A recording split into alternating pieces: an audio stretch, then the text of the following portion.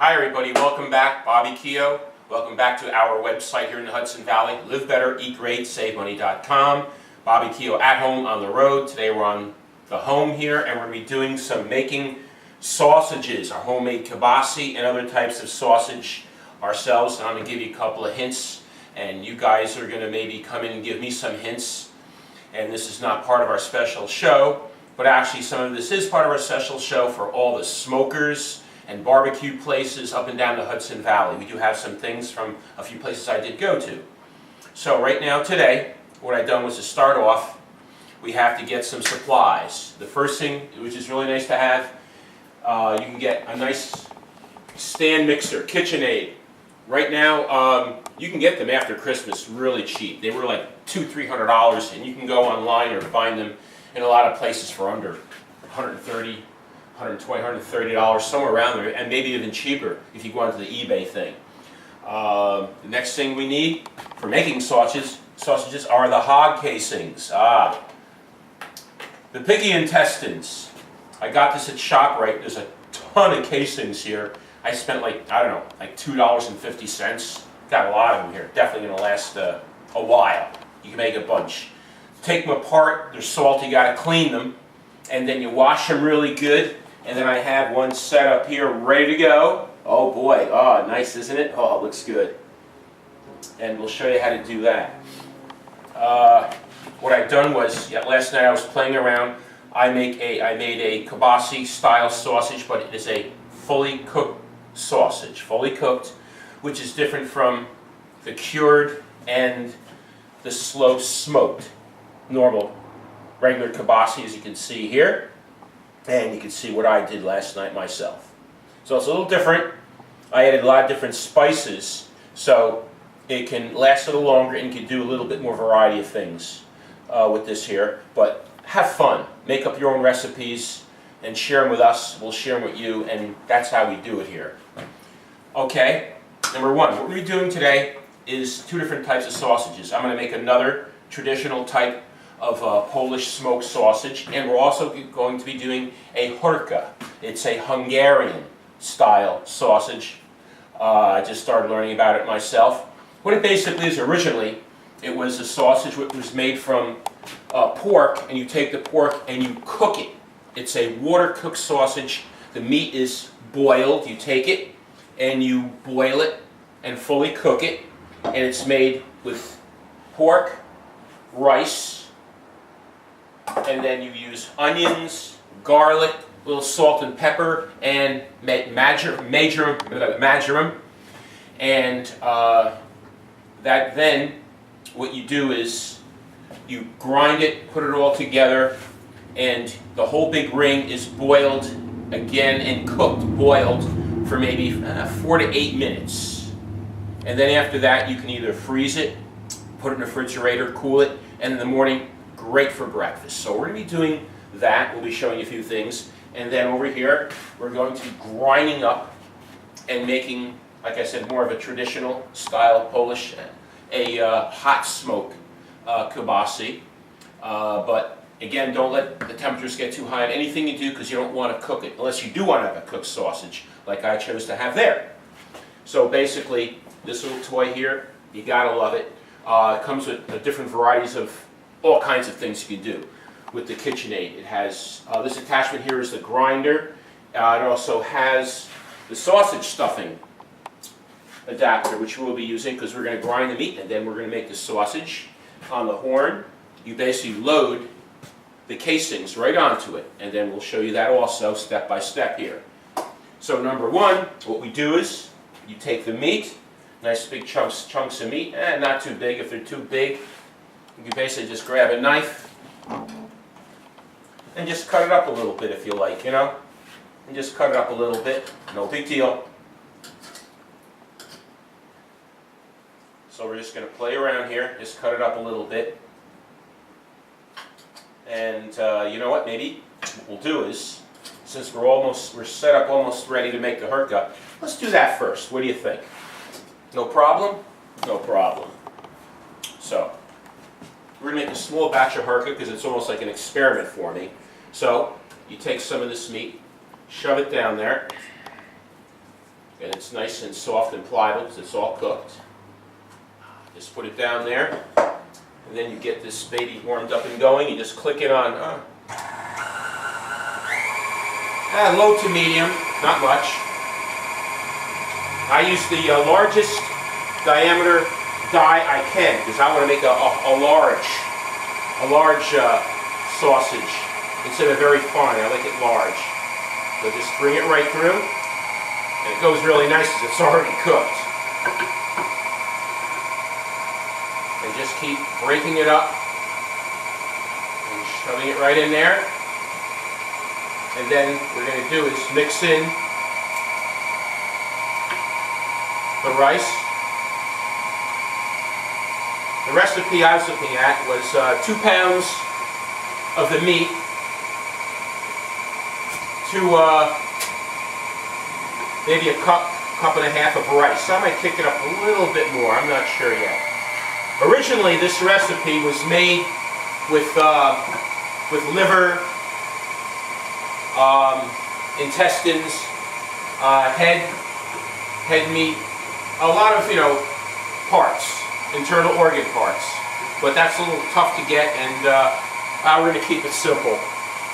If you want to get the real traditional stuff, well, you can, also do by talking to a butcher. He'll cook stuff up for you. So what we'll do is, there you go. Grind all this stuff in there. All right.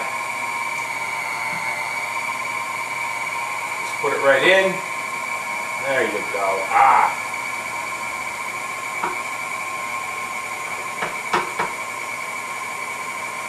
And with these things, always be careful. Remember, safety first. If something feels stuck, don't put your finger in there. That's not a good thing. And don't grab here because there is a blade in there, so do not put your fingers near moving parts. Safety first. Always have to go over that. Okay, now we have this mix. What you can do is you can mix everything together and send it through again to get a really good mix. And then put it in a sausage casing, but that will make it a very fine, harder type of sausage, less grainy. So let's see, how about we get a measuring cup, and let's take some rice here and start off.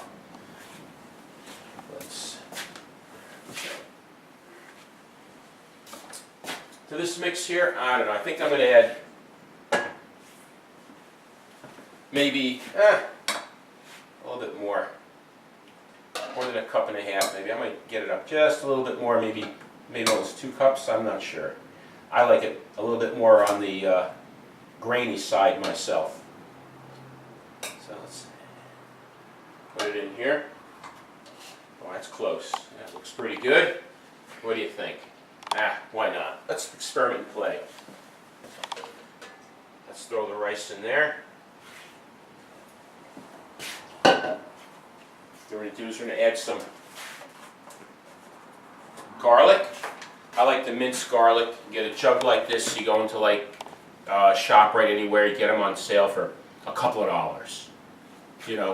Always try and look around to save money. The bigger the jug, and when they're on sale, you can get them relatively inexpensive. They'll last forever, and you can just throw it in anything. And let's throw a nice big chunk of garlic in there. You guys like garlic? I like garlic. So we're a little extra. There we go. You don't want to overpower it though. Because then oh my God, it'll be too much then. So you don't want to get too crazy on it. So what we'll do is put that in. And I did mention the sauteed onions, right? Or did I not? Okay, if I didn't, this is also a part of the recipe. So here we go. We're going to throw the sauteed onions. Oh, yeah. So meat, rice, garlic,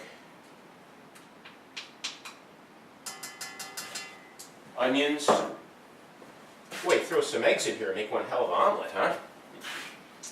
Okay, let me see. I'm going to put a little salt in there. Like I said, not too much. A couple of sprays.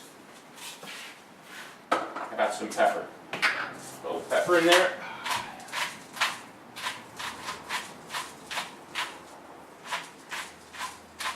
And if you want to cheat a little bit, like I do, I love the Hungarian peppers. Oh, the paprikas, smoked or non-smoked. There you go. This stuff is awesome. Maybe what we're going to do is we're going to put a little bit of the regular paprika, the non-smoked, because we're making a different type of sausage. So I'm just going to put just a little bit in here. There you go, just a touch. Just hang it up just a little bit. Just a little bit there. And some recipes call yes or no for the marjoram. I like this stuff. What we're going to do is we're going to put some in. Gives it a nice taste. And there's all, I mean, you could play around and do anything you like. There's all kinds of great stuff. I ground up some nice coriander. That's really aromatic. And then there's the Chinese 5-spice. That really has some great stuff. And there's the traditional allspice. That stuff is great too. And you can do a combination of mix and match. Okay, now what you do is wash your hands real quick because you're going to get dirty. You can sit there with a spoon or a fork or anything you want, but you gotta get your hands in there, really mush it up real good, and then make a decision. You know, like I said, if you wanted to, you could send it through again, already mix, and then it'll really mix up good. But it's going to be a very, very fine. Just like when I get the kibasi down at the Kibasi King down on Lockwood Avenue, Yonkers, New York. We're going to talk about that because the Mayor Sarnia down there in Yonkers, really great guy, Bill. We're going to give you his phone number and address. He does all the great kibasis and a lot of awesome stuff. And we are going to go down there, and that's going to be part of our special show for Smokehouses of the Hudson Valley. We're going to mix this real good, and then we have to add a liquid. The recipe calls for adding maybe half a cup of water, or you can mix water and with some wine a little bit. Because it has to be able to move and go through the machine and go into the casings. Because otherwise it'll be real hard to do. Oh yeah, this is really, mixes up there. It gets like a big ball with the rice in there. So what we're going to do is we're going to add a little bit of water to it. Maybe a quarter cup around there just to start. But you know, you can just do it by feel. You know, it's not even. Okay. That's about a cup. We're not going to add that much though. We're just going to add just a little bit. Add a little bit more. Just so it's manageable and it goes loosely into the casings. There you go. Big difference. Oh yeah, this will work.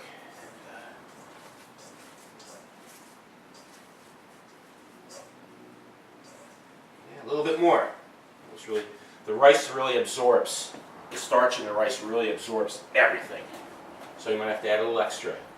Because you want this to go in there smooth, and watch out when you're packing it in there, you get the air bubbles, and then that makes a mess there with the casings. There you go, a lot better. There you go, maybe even a little bit more. God, really sucking it up here. So we're going to have this mixed, and then we're going to set up for the casings. There you go, that's just about it. Jeez, took a lot. Look at that. Okay, it's oh